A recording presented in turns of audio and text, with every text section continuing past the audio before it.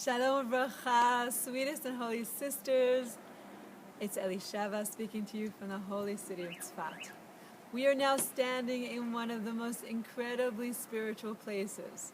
This is where hundreds, if not thousands, of people from all over the country have come to become inspired, literally to awaken from our slumber.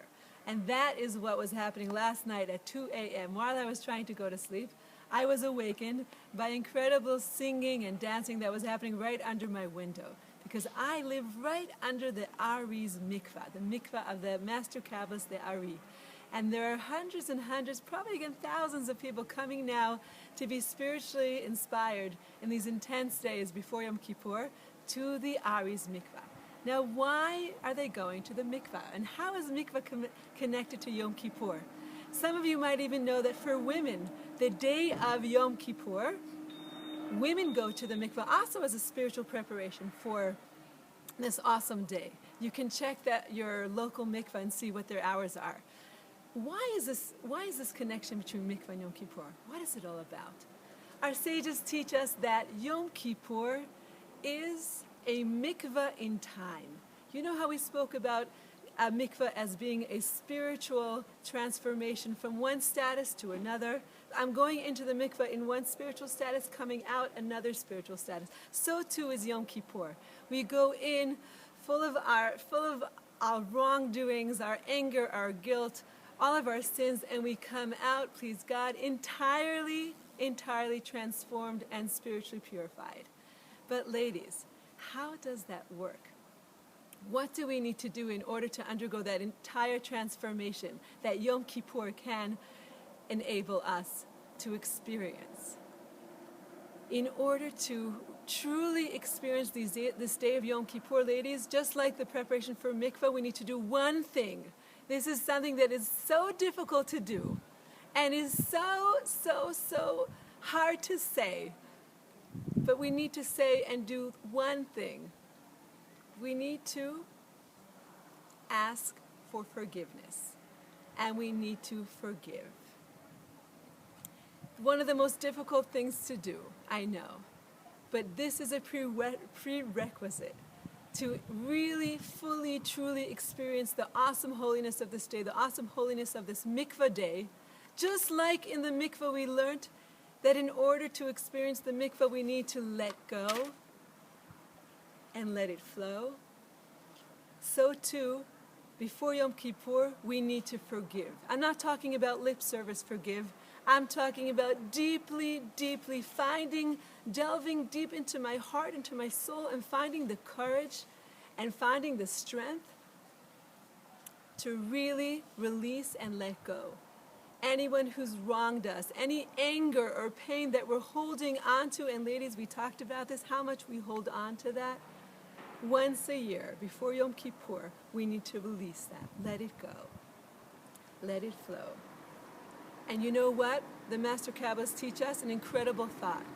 That when we are able to let go of our pain and of our wrongdoings and are able to forgive others, the others around us, whether it's our family or our friends or that person who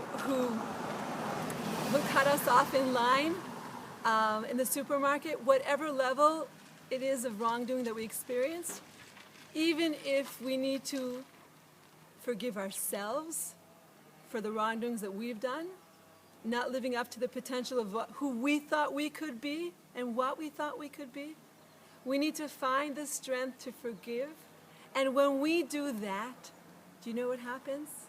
Up above, the mystics teach us that God parallels our actions. It says in Hebrew, Hashem tzilcha, God is our shadow.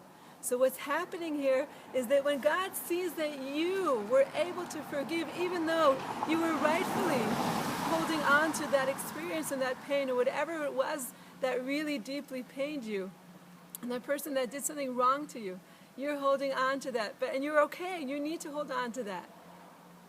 God says, if she is able to let go, God parallels that action in the high heavens and says, I, the Almighty, I'm looking down at her and I am going to let go. I'm going to let go of all of her sins. I'm going to give her a clean slate, a renewal of purity for her new year. God parallels our actions. Ladies, we can write ourselves in the book of life. We can actually create our new year by being able to release and forgive. I believe that forgiveness can change us to our core of who we are, to connect us to our true essence as Jewish women. It is so critical for us to forgive before this holy day. That is why we go to the mikveh before Yom Kippur, to unpeel and to unmask and to not let anything become a barrier between who we are and who we can be. To fully feel enveloped in God's love, in this godly consciousness where everything is good and everything that happens to us is for the good. So I want to bless all of you, my holy, sweetest sisters. May we all be inscribed in the book of life. May we all inscribe ourselves and help God write us in the book of life.